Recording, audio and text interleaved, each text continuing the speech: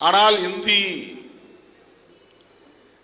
பேசக்கூடிய மாநிலங்களை சார்ந்தவர்கள் தான் இன்றைக்கு காங்கிரசிலும் சரி பாரதிய ஜனதா கட்சியிலும் சரி முடிவெடுக்கக்கூடிய இடத்தில் இருக்கிறார்கள், தீர்மானிக்கக்கூடிய இடத்திலே இருக்கிறார்கள். அதனால்தான் இன்றைக்கு பாரதிய ஜனதா கட்சி அதே சிந்தனையை தங்களின் கொள்கை ஆசான் கோல்வாக்கர், ஹெட்கேவார் ஆகியோரின் வழியில்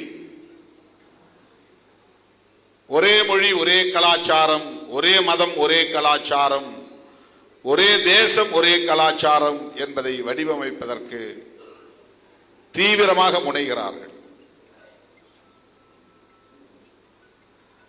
அதன் அடிப்படையில் தான் இன்றைக்கும் இந்தியை திரும்ப திரும்ப திணிக்கிற முயற்சிகளில் ஈடுபட்டு வருகிறார்கள். கூடுதலாக சமஸ்கிருதமயமாதலை தீவிரப்படுத்துகிறார்கள். பேசுவதற்கு ஆளில்லாத மொழியாக இருந்தாலும் அந்த மொழியை மேலும் செம்மைப்படுத்துவதற்கு, உயிர்ப்புடன் இருக்க வைப்பதற்கு எல்லா முயற்சிகளையும் பாரதிய ஜனதாவை சார்ந்தவர்கள், RSS காரர்கள் மேற்கொண்டு வருகிறார்கள்.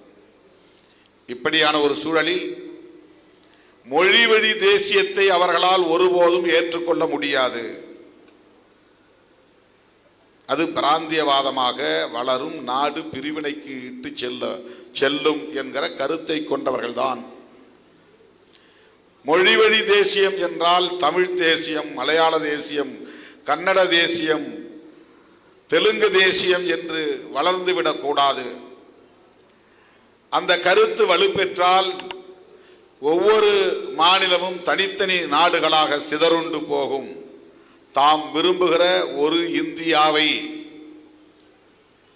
காஷ்மீர் முதல் கன்னியாகுமரி வரையில், பஞ்சாப் முதல் மேற்கு வங்கம் வரையில் ஒரே இந்தியாவை, இந்தியா என்கிற ஒரு தேசத்தை கட்டமைக்க முடியாமல் போய்விடும் என்கிற அச்சம் அவர்களுக்கு இருக்கிறது.